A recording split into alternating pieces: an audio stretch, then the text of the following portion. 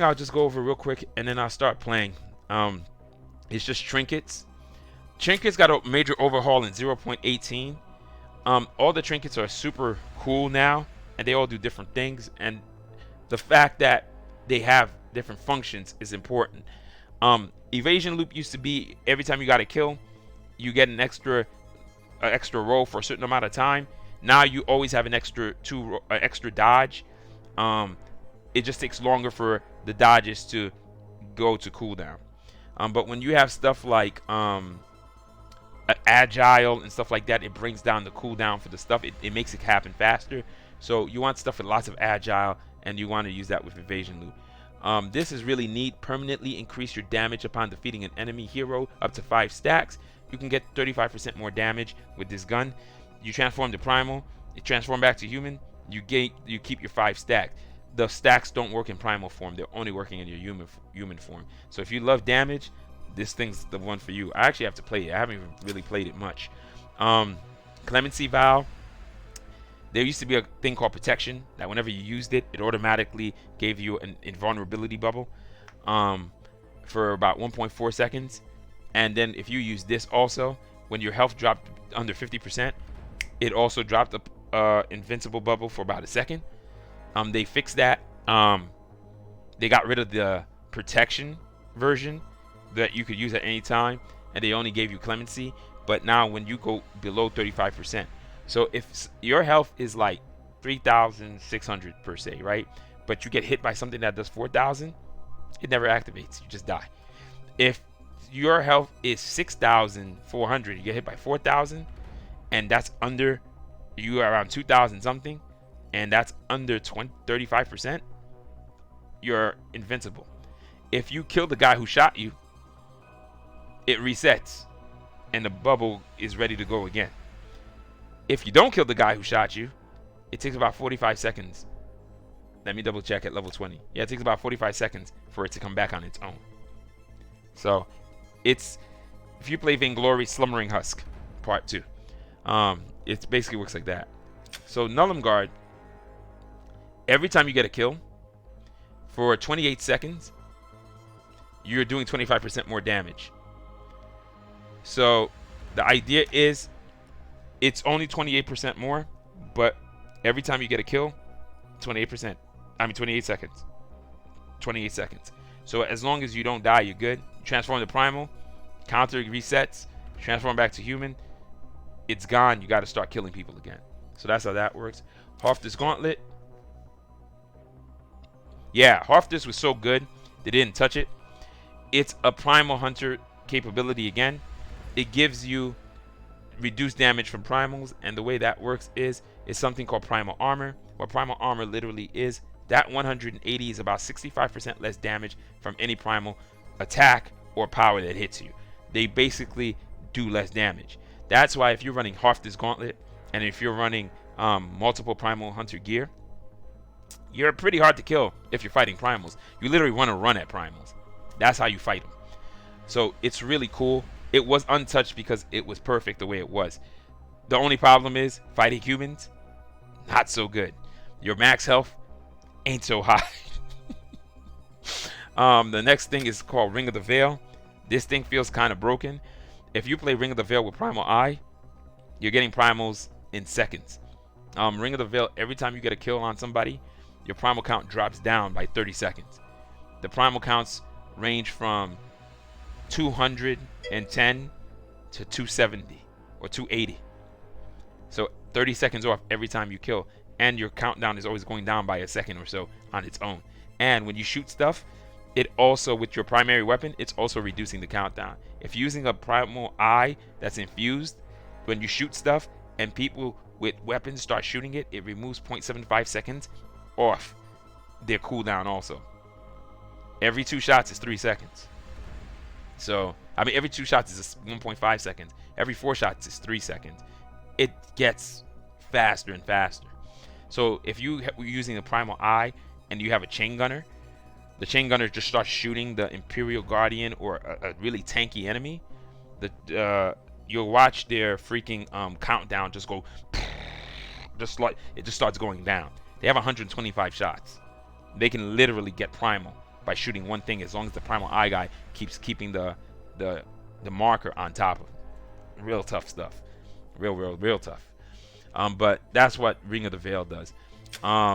Warborn Amulet, 25% at max level. When you shoot something with your heavy, whatever damage your heavy does, 25% of that comes back to you in health. So if you do 3,000, you get 25% of 3,000, right? So about 750. Pretty decent. I use it with the Renegade. When it's not double damage, I'm getting about 131 heal for every bullet. It has 29 bullets. When it's at double damage, I heal for about 260 something. Again, so it's really strong. They made that into a percentage because it used to be a flat 120. So it worked for guns like the Renegade, but it used to suck for weapons like the mortars, because the mortars did more damage, but they weren't able to reap any benefits from it. And if you're playing a Primal Hunter build and you hit a Primal, your damage can be amplified. So if you go full Primal Hunter, you hit the Primal for 125 more damage. So if you hit something that normally does 3,000, it does 6.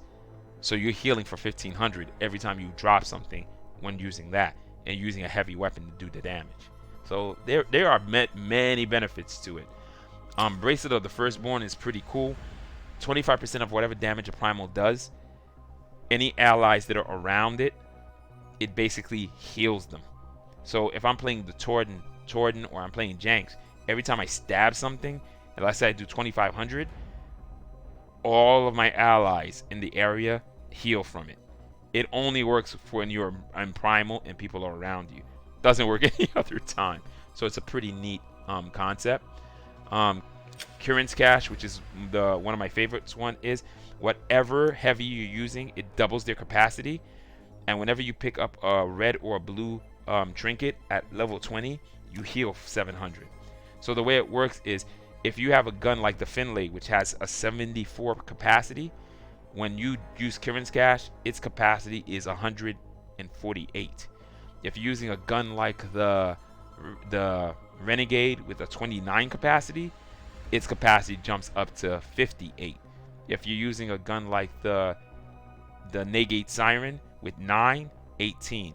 These are base, and I'm not even talking about infusions. This is just base. It just doubles whatever the capacity of that weapon is by 2. And then if you're running an area and you're picking up blue crystals and it's bringing out your cooldown, for every crystal you can pick up, 700 heal, 700 heal. So it's a really good sustain to put in sustain builds too. And it also helps you get primals faster, and having that extra damage is really nice. Yeah, but that whopping 4 is actually pretty decent. The next one is Kendrick class. Whenever you're near a primal, you're 40% faster, and you're also regenerating health at 280. So the radius is, as long as you're within 12 meters of a primal, you have speed and you're healing. And the lingering effect is your speed lasts for 2.8 seconds away from them. And I don't know if your healing just goes up for 2.8 seconds, which would be kind of cool, but that's what lingering effect means. This used to be one of the worst trinkets. It's just that a lot of the primals are really fast. It's hard to keep up with them. It's great when you're playing with a person who's playing support Torden. It really helps you a lot. This thing is kind of broken, but fun. There are certain... every time you use your primary weapon, it has a cooldown that it has to reload. It takes a certain amount of time to reload. There is no manual reload in this game. There's only shoot all the bullets, reload. Shoot all the bullets, reload. Shoot some of the bullets, stop, reload. Less bullets you shoot, faster to reload. Like every game. The key thing about this thing is, whenever you do a dodge, you get 25% of your ammo back. It works really good with chain guns, because chain guns have a high thing. At high levels too, it reduces the reload speed by half. So if you have a weapon like the Tetrad, which has a 1.2 reload speed, its reload is 0.6. You literally cannot fire the Tetrad fast enough for it to ever run out of bullets. That's an infinite Tetrad. That's what it is. For sure, for sure. So this thing is nasty. If you're playing sniper rifles, it's really good for them, because most sniper rifles have really high reload times. This thing gives your reload very fast. So your snipers have a lot of, your primary sniper has a lot of shots. Most sniper rifles have 3, except for the Primal Eye, which has 6. And it has the shortest reload time, I believe, second shortest reload time of all of the sniper rifles. But with this thing, and ability to roll to get ammo, gets nasty. So that's actually pretty neat. Exhortation Talisman, really cool. Any weapon that you're using that does damage on something, it reduces the strength of that, the attack damage from whatever's attacking you by 30%. Really freaking cool. Really cool stuff.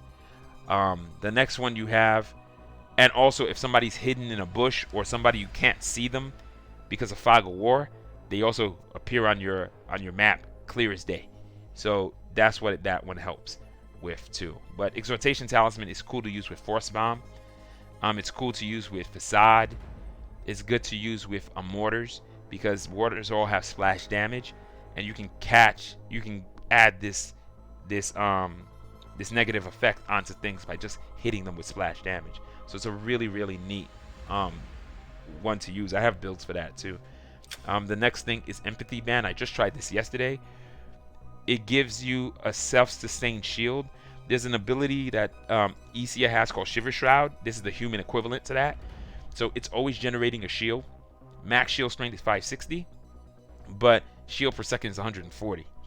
And as long as a person is within 8 meters of you, it's generating shield. The shield duration is 1.6. If they move away from you, 1.6 seconds, the shield is still active. Yeah, man, thanks a lot. I appreciate it. Then comes the Compass of the Ascendant, Global Armor. Global Armor is anything that hits you, 30% less damage. Anytime you pick up a red or a blue crystal, it does that. Yortic Wraps, cooldown for the effect. As long as you're not hit by something, you'll basically be 40% faster. So that's pretty neat. My daughter uses that a lot on her builds. Raylen's Grace. Anytime you're hiding in a bush and an opponent isn't, you do 30% more damage. Like if you took Raylen's Grace and then you dropped it in with Onslaught Totem, you could do 58% more damage. It's pretty neat. And Onslaught Totem, I believe, works on primals, works on everything. So Onslaught Totem could have some benefits. If you got to go fast, this is one way to do it too. 50% move speed. Anytime you enter a bush and then you run out of it, you're moving 50% faster. Movement speed lasts for 3.2 seconds after you leave the bush. It's really fast. When again, somebody was saying like they want to do quick attacks or stealth. You don't need stealth. Speed is like stealth in this game, and the blink attack, the blink attack is like stealth in this game too. And then finally is the Belt of Phasing. Is the first one you get. It generates a shield every time you dodge, if I'm correct. Yeah, so every time you dodge, 700 is added to your health. Every time you dodge, 700 is added to your health. So it's a really cool little ability. And Agile is definitely one of the stuff you have. I'm going to go through infusions real quick. The changes they did, all these things I just described, some things got changed a lot, some things stayed the same. But the trinkets are the most important things in the game currently right now, because they changed the dynamic of the builds. Back in the day, we used to have a system called mods, and they were these little attributes that were basically added onto the guns that if you combine them, you could do some really cool builds. These are these traits right here. Right now, every trait, every item have the exact same 3 traits, and every trait is in its common state, which is its weakest. Back in the day with mods, we could have them at epic, rare, and legendary status, right? So they could literally be way stronger. Like there's one called Sadism. Basic Sadism is, I believe, 75 or 90, 75 or 70. Legendary Sadism was 300. So every time I would basically fire my heavy weapon, I would heal 300. I didn't have to hit anything, I just had to fire it. Right now, if I fire my heavy weapon, I heal 70, because it's a common version. The legendary version is much stronger. So one of the things that's in the future is these should be upgradable, and every slot used to have 3 traits that would possibly be there when you were getting them in mods, but they were randomly assigned. What we're hoping is they're gonna give each slot, again, the ability to access 3 different traits, and the thing is you can upgrade the slots. So you can make the top slot legendary, the second slot a legendary, and then the last one you can get it up into an epic, and then that would be the equivalent of something called a mythic mod that never existed, because legendary mods always had 2 traits. The bottom one never existed on legendary, but I was pretty sure what a legendary a mythic mod was going to be was legendary epic. That would make it pretty freaking badass. So hopefully that's in the future. You'll be able to upgrade your slots on all of your gear and make them have more weight, and then that makes more build variety, and things are going to become a little bit more nasty. Like, the game has there's a lot to do. If you start messing around with banners, traits, and gear combinations, you can do a lot of really nasty stuff with it. So that's one of the things that's actually really cool about the game. So upgrades, the way it